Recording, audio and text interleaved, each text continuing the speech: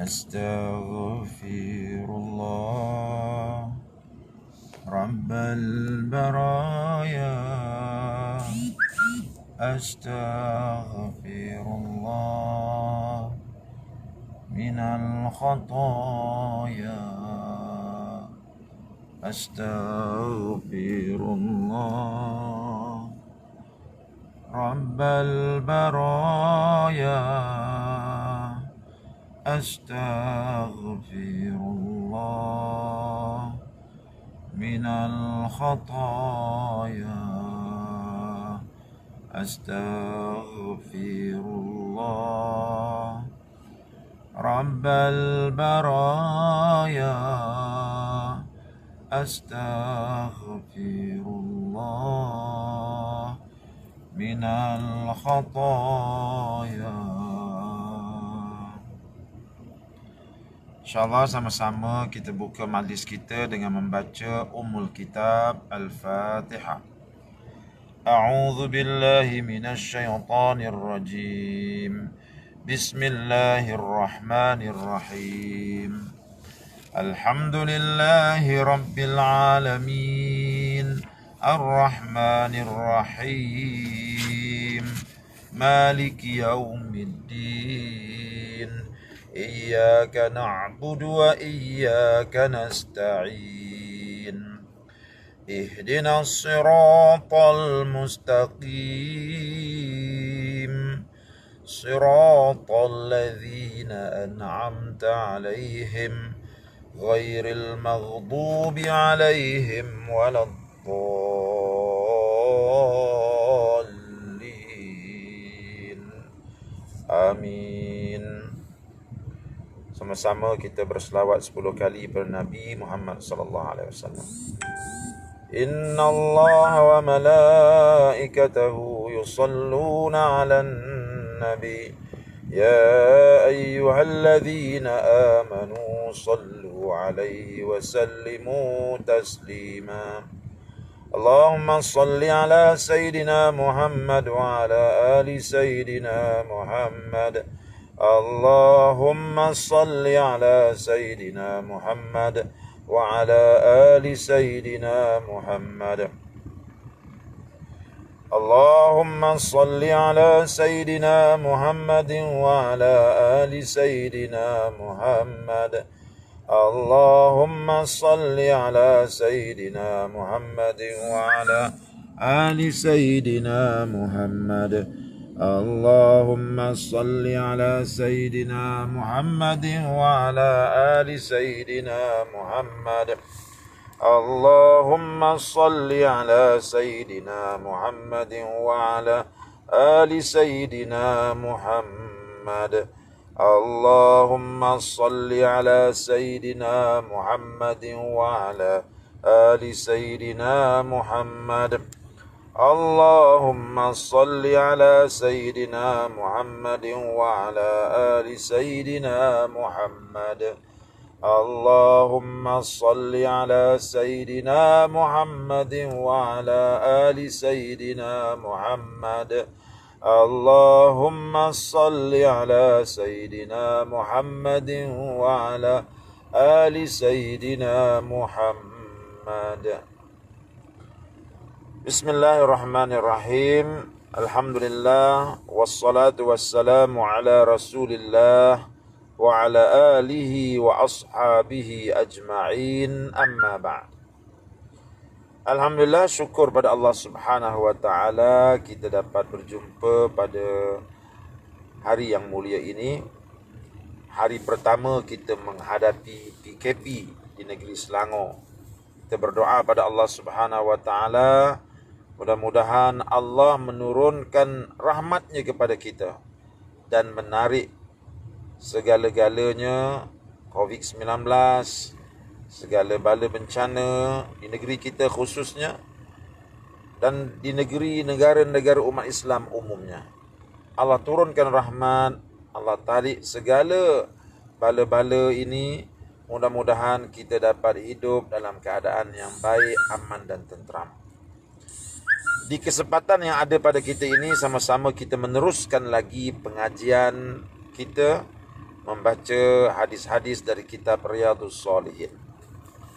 Pada pagi yang mulia ini kita nak membawa satu tajuk yang baru, iaitu tajuk yang membincangkan tentang persoalan yang sangat mustahak dalam kehidupan orang Islam kalau nak berjaya di dunia dan juga akhirat. Kalau tak nak berjaya, tajuk ini merupakan tajuk yang memualkan. Tapi kalau nak berjaya dunia dan akhirat, inilah tajuk yang sangat penting untuk sama-sama kita belajar, mendengar dan juga memahaminya. Tajuk kita pada pagi ini ialah tentang al-wara'. Al-wara'. Wara'.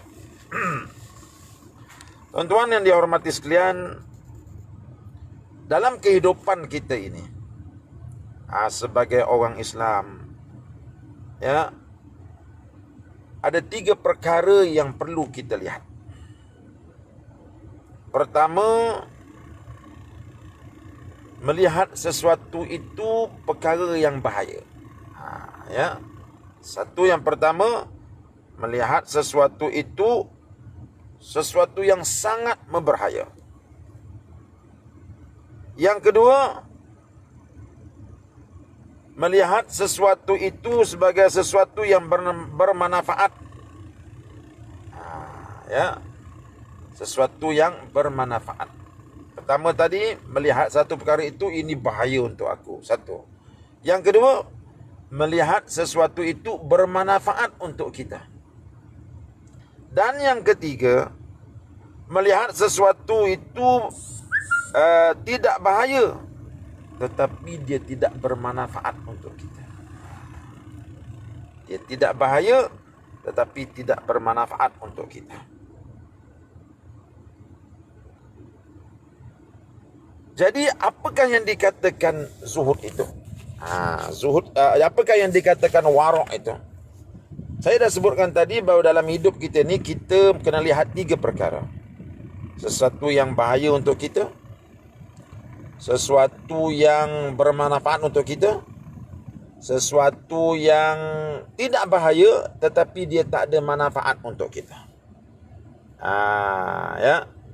Orang yang dikatakan wara' ini, dalam 3 ni apa yang dia buat?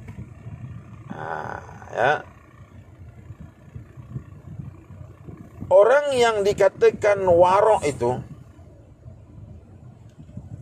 dia akan melakukan sesuatu yang bermanfaat.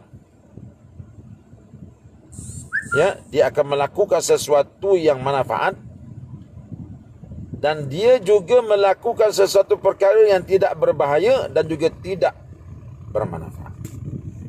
Dia akan tinggalkan. Jadi orang yang wara' itu, dia hanya melakukan perkara yang bermanfaat sahaja. 3 perkara tadi. Satu yang bermanfaat, sesuatu yang berbahaya, sesuatu yang tidak bahaya tetapi tak ada manfaat. Orang yang wara', dia akan mengamalkan, melakukan perkara yang bermanfaat sahaja. Kalau perkara itu perkara bahaya, memang dia akan tinggalkan. Kalau perkara itu tidak bahaya tetapi tak ada manfaat pun, dia akan tinggalkan. Itu dia, orang yang wara'. Itu kita bincang, kita fahamkan dulu sebelum kita bincang tajuk wara' ini. Lagi sekali saya ulang, dalam hidup kita ni ada 3 perkara. Yang pertama, sesuatu yang bermanfaat. Yang kedua, sesuatu yang bahaya. Yang ketiga, sesuatu yang tidak bahaya tetapi tak ada manfaat. Orang yang wara' hanya akan melakukan perkara yang bermanfaat. Perkara bahaya dia akan tinggalkan sama sekali. Dan perkara yang tidak bahaya tetapi tak ada manfaat pun dia akan tinggalkan juga. Bermakna, orang yang wara' itu hanya akan melakukan perkara yang bermanfaat untuk dia. Bermanfaat di dunia dan juga bermanfaat di akhirat. Itu maksud orang yang wara'. Kalau dia lihat perkara itu bahaya, langsung dia tak akan buat. Ini bahaya ni untuk akhirat saya. Ya. Ini bahaya ni. Kalau saya buat benda ni, ini bahaya untuk masa depan saya di akhirat. Langsung dia tak buat. Ajak mengumpat, tak nak dia. Ajak menipu, tak nak dia. Sebab ini bahaya untuk dia di akhirat nanti. Yang kedua, orang-orang zuhud, orang warok ini bila dia lihat benda itu tidak bahaya, okey tak bahaya, tetapi tak ada manfaat. Kalau dia buat benda itu tak bahaya di dunia, tak bahaya di akhirat, tetapi apa manfaatnya? Sebab dia takut nanti masa yang dia gunakan tu nanti akan dihisap oleh Allah. Nampak tu? Ya. Jadi orang yang warak ini dia akan mencari perkara-perkara yang memberi manfaat sahaja untuk dia dunia dan akhirat. Kalau perkara bahaya dunia akhirat, dia akan tinggalkan. Kalau perkara itu tidak bahaya dunia akhirat tetapi tak ada manfaat pun akan ditinggalkan. Ya. Itulah yang dikatakan warak. Baik, tuan-tuan yang dihormati sekalian. Allah Subhanahu wa taala berfirman dalam Al-Qur'anul Karim dalam surah An-Nur, ya, ayat yang ke-15.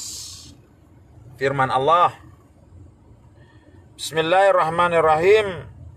Wa tahsabunahu hayyinan wa huwa 'indallahi 'azim. Ya. Wa tahsabunahu hayyinan wa huwa 'indallahi 'azim. Kamu menganggapnya remeh, padahal pada pandangan Allah itu adalah perkara yang besar. Ya. Kamu memandangnya remeh, tetapi pada pandangan Allah ia merupakan satu perkara yang besar. Ya. Ayat ini tuan-tuan, kalau kita lihat sebab turunnya, dia mengisahkan tentang bagaimana Sayyidatina Aisyah radhiyallahu anha telah difitnah. Satu ketika Sayyidatina Aisyah ni dia ikut Nabi pergi berperang. Ya. Jadi selepas habis peperangan tu, Sayyidatina Aisyah dia nak balik lah bersama dengan angkatan tentera. Ya, sebagai seorang wanita, dia diasingkanlah daripada lelaki. Ya, dan diletakkan dia di atas haudaj, di atas pundak ataupun rumah yang ada di atas belakang unta tu. Jadi ketika persiapan untuk berlepas tu, ya, Sayyidatina Aisyah ni dia sakit perut. Lalu dia pun pergilah menunaikan hajat dia. Ya, tapi bila dia balik daripada tunaikan hajat, tengok dah hilang dah. Orang dah pergi dah. Itu. Sayyidatina Aisyah ni dia pandai. Dia tunggu tempat itu. Dia rasa orang akan cari dia balik. Dia tak pergi mana-mana. Lalu bila dia tunggu, datanglah seorang laki-laki iaitu Safwan bin Mu'attal. Ya. Safwan bin Mu'attal ni seorang laki-laki yang mana dia ni kata separuh kitab dia tertidur. Dia ni datang daripada kabilah yang telah biasa tidur bila letih. Dan kalau selagi tak hilang mengantuk, dia takkan bangun. Jadi dia pun tertinggal juga. Jadi dia pun berjalan dengan unta dia. Dia tengok ada sesuatu benda yang dibalut dengan kain hitam. Dia pergi dekat tengok, Sayyidatina Aisyah. Safwan bin Mu'attal ni seorang lelaki yang soleh. Ya, dia turunkan unta dia tanpa dia bercakap dengan Sayyidatina Aisyah, tanpa dia melihat. Dia persilakan isteri Rasulullah ini naik di atas unta dia dan dia tarik. Bukan dia naik sama, dia tarik unta tu. Tarik unta tu secepat-cepat, selaju-lajunya dia boleh tarik untuk mencari dan menghambat, ya, kumpulan Nabi SAW.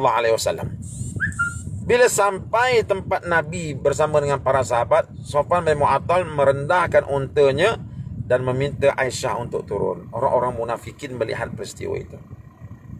Dan mereka mula menjadikan peristiwa itu sebagai isu untuk memperburuk-burukkan Sayyidatina Aisyah, isteri Nabi kita Muhammad SAW. Ya. Jadi golongan munafikin ini memang kerja dia begitu. Kerja dia nak merosakkan Islam. Kerja dia nak merosakkan nama baik pemimpin-pemimpin Islam. Tapi malangnya, apa yang dibuat oleh orang-orang munafikin ini mendapat sokongan daripada sebahagian orang Islam yang tidak menyiasat terlebih dahulu apa yang mereka dengar. Padahal berita itu datang daripada golongan munafikin. Jadi mereka pun percaya dan sebahagian mereka mula menjadi penyebar cerita yang fitnah itu. Sebar penyebar tanpa mereka memikirkan dengan menyebarkan berita tersebut yang tidak mereka siasat kesayahannya telah menyebabkan Sayyidatina Aisyah ini hidup dalam keadaan menderita. Nabi SAW sendiri hidup dalam keadaan sedih. Maklumlah isteri tercinta difitnah begitu rupa bermain kayu tiga dengan Safwan bin Mu'attal. Bayangkan tuan-tuan, Sayyidatina Aisyah radhiyallahu taala anha, seorang wanita suci difitnah begitu. Bagaimana dia nak menghadapi muka dia dengan masyarakat? Orang yang menyebarkan fitnah itu dia rasa benda tu mudah, sekadar bercerita. Duduk kejap ziarah rumah orang ni, cerita. Awak nak tahu tak apa yang berlaku? Pergi sana, awak nak tahu tak? Awak nak tahu tak? Dia rasa benda tu mudah. Tetapi sebenarnya benda yang mereka buat itu benda yang sangat sukar untuk dihadapi oleh seorang wanita seperti Aisyah dan sesiapa saja. Jadi yang menjadi penyebar berita tersebut, mungkin mereka sangka mereka hanya sekadar bercerita. Saya tak ada niat apa-apa pun, saya bercerita je. Mereka mungkin menyangka begitu. Tetapi kesan daripada perbuatan mereka itu sangat besar.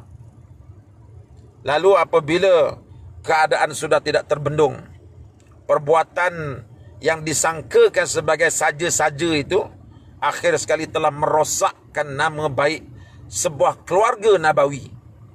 Allah Subhanahu wa taala menurunkan ayat Al-Quran membebaskan Sayyidatina Aisyah daripada tuduhan yang sangat jelek dan jijik itu. Dan pada ayat tersebut Allah tutup dengan firman-Nya daripada surah An-Nur ayat 15 yang saya bacakan tadi, "Idz talaqawnahu bi alsinatikum wa taquluna bi afwahikum ma laysa lakum bihi ilmun wa tahsabunahu hayyinan wa huwa indallahi azim." Ingatlah ketika kamu menerima berita bohong itu dari mulut ke mulut, dan kamu katakan dengan mulutmu apa yang tidak kamu ketahui sedikit pun, dan kamu menganggapnya remeh, padahal dalam pandangan Allah itu soal yang besar. Kamu menganggapnya remeh, kamu pindahkan cerita itu daripada sini ke sana, kamu anggap itu remeh. Tetapi Allah melihatnya itu sebagai satu perkara yang besar. Kerana dia telah merosakkan nama baik seorang wanita yang bersih. Dia telah merosakkan nama baik satu keluarga yang bersih. Di sini tuan-tuan, orang-orang yang berpegang kepada sifat warok, dia melihat bahawa jangan kita mudah-mudah melakukan sesuatu. Jangan mudah-mudah. Alah, apa salahnya? Alah, apa salahnya? Kadang-kadang pada kita benda tu kecil, tetapi pada pandangan Allah perkara tersebut perkara yang besar. Ini dia. Ini sikap dan cara fikir orang yang warak. Dia tak berani buat satu perkara. Kadang-kadang perkara tu tak ada bahaya pun, tapi tak ada manfaat. Macam saya sebutkan tadilah, dia akan pastikan yang dia buatnya itu perkara yang bermanfaat sahaja. Bermanfaat di dunia, bermanfaat di akhirat. Kadang-kadang benda tu halal, tetapi kalau tak ada manfaatnya dunia akhirat, tak nak dia buat. Apatah lagi perkara tersebut perkara yang syubhah, apatah lagi perkara tersebut perkara yang boleh menarik kepada persoalan yang lebih besar, halal dan haramnya, lagilah mereka tidak akan melakukannya. Ini sifat orang yang warak. Tuan-tuan yang dihormati sekalian, Allah Subhanahu wa taala berfirman dalam surah Al-Fajr ayat yang ke-14. Firman Allah, Bismillahirrahmanirrahim. Inna rabbaka labil mirsad. Inna rabbaka labil mirsad. Pendek saja ayat ini, tetapi kalau ia dijunamkan ke dalam hati, menjadikan seseorang itu mewarisi sifat wara'. Apa maksudnya? Inna rabbaka labil mirsad. Sungguh Tuhanmu benar-benar mengawasimu. Tuhanmu yakni Allah yang maha bijaksana, Allah yang maha melihat, Allah yang maha mengetahui, benar-benar mengawasi segala perbuatan, segala percakapan, segala tindakan yang kamu lakukan. Ini yang terfikir pada benak fikiran orang-orang yang wara'. Tak berani dia nak membuat sesuatu yang bukan-bukan. Kenapa? Karena dia yakin dengan sebenar-benar yakin perbuatannya itu diawasi oleh Allah yang maha berkuasa. Tuan-tuan yang saya hormati sekalian, mari kita lihat hadis-hadis nabawi berkaitan dengan sifat wara' ini. Ya. An Anas radhiyallahu anhu anna Nabiy sallallahu alaihi wasallam wajada tamratan fi tariq faqal laula anni akhafu an takuna minas sadaqah la akaltuha. Hadis muttafaqun alaih. Maksudnya dari Anas radhiyallahu anhu bahawa Nabi sallallahu alaihi wasallam mendapati sebiji kurma di jalanan.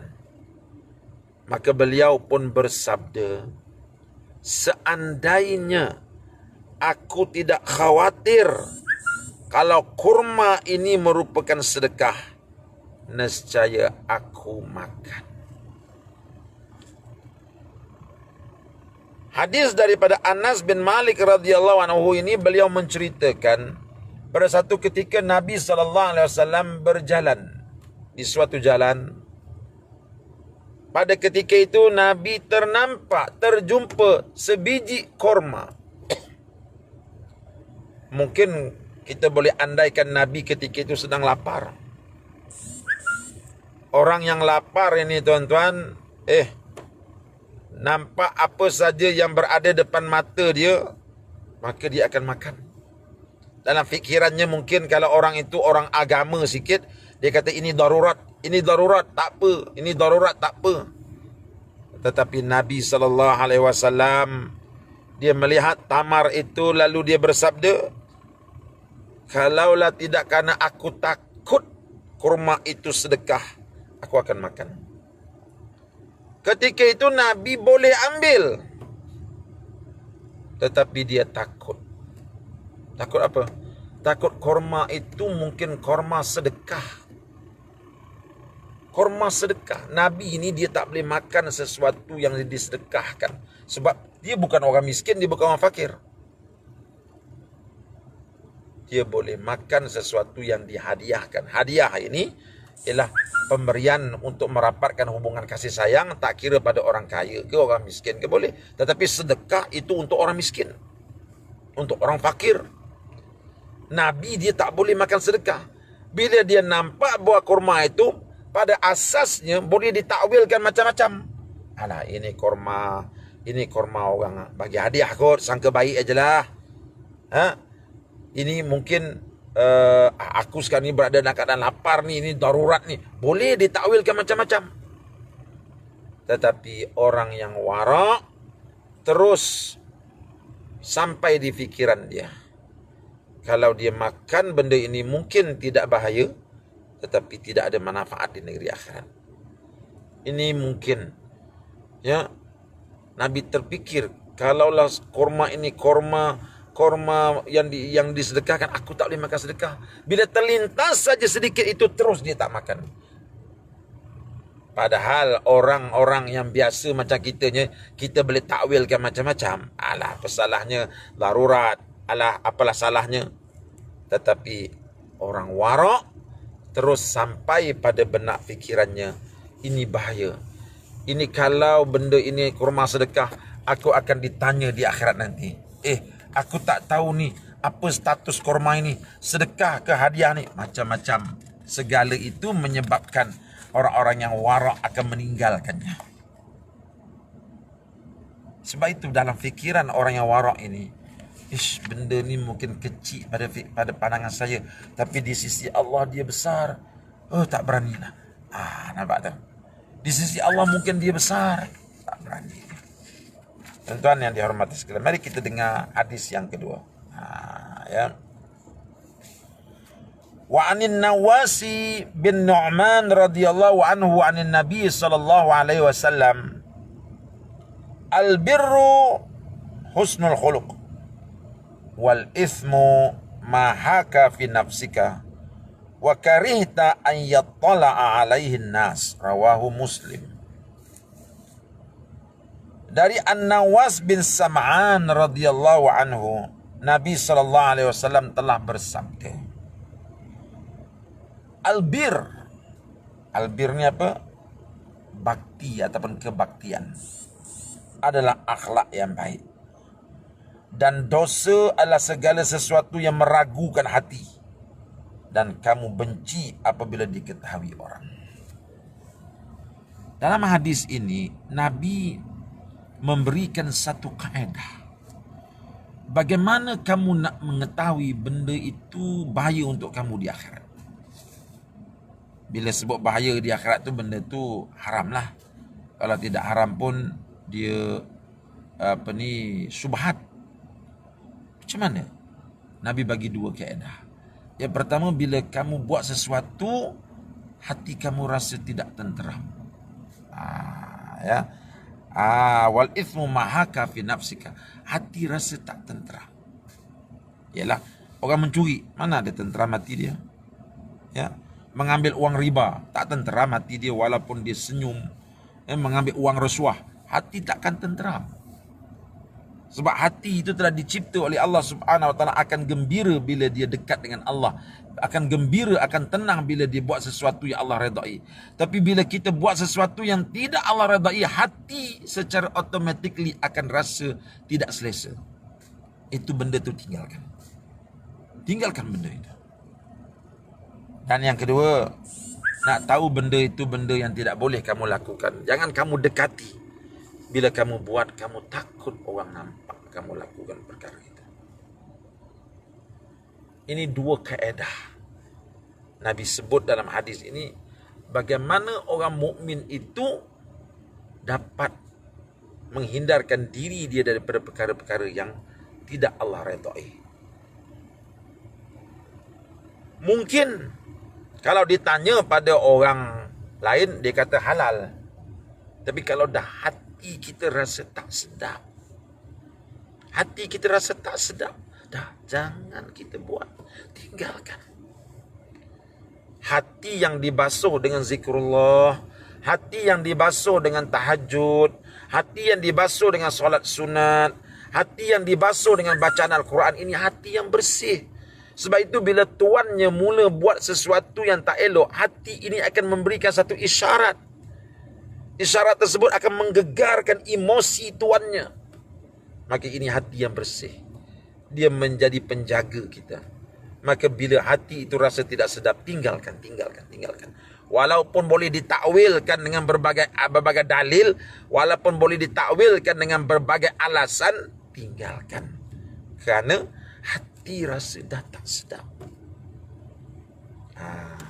Ya. Contohlah kita tengok. Kita ni pergi sekolah, pergi masjid, baru beli slipper baru. Ya. Bila pakai slipper baru ni, kita pun bukan kenal sangat slipper kita, cuma pakai kali pertama, kita pun pakai rasa sedap. Kita pun masuk semayang. Bila masuk semayang, kita terasa ini slipper saya ke ni? Tadi saya parking dekat sini, mengapa ada dekat sini pula? Ke bukan slipper saya? Pada ketika itu timbul dalam hati rasa tak sedap. Tinggalkan. Sebab apa? Sebab hati itu kita telah basuh dia dengan zikrullah. Kita telah basuh dia dengan bacaan Quran. Dia hati yang bersih. Dia akan memandu kita. Yang kita lawan kata hati. Kalau hati itu hati yang bersih lah. Hati yang selalu kita garap dengan Quran, dengan zikrullah, dengan tafakur, dengan tadabbur. Itu hatinya. Ini hati yang ikhlas.